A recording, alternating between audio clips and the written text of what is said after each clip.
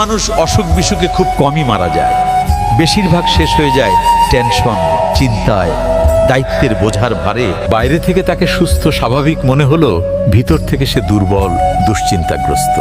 পুরুষের কষ্ট আন্দাজ করা খুবই কঠিন।